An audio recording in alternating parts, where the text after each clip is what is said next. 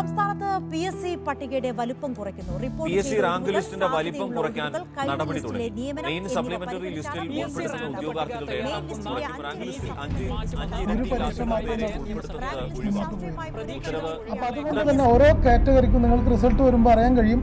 ഓരോ കാറ്റഗറിക്കും മാർക്ക് ആ കാറ്റഗറിയുടെ അപേക്ഷകരെ തെരഞ്ഞെടുപ്പിച്ചുകൊണ്ട് അതിനകത്ത് ഉൾക്കൊള്ളിക്കുന്നവരെ നമ്പർ ഫിക്സ് ചെയ്തുകൊണ്ടായിരിക്കും പാർലമെന്ററി പരീക്ഷ എന്നത് പൊതുജനങ്ങളോട് ഉദ്യോഗാർത്ഥികളോട് അറിയിക്കുക.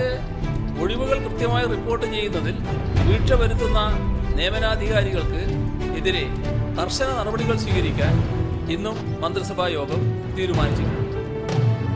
10,000 തൊഴിലവസരങ്ങൾ ഓരോ വീട്ടിലും എത്തിച്ചിട്ട് നിങ്ങൾക്ക് പറ്റുന്ന കണ്ടെത്തോളൂ.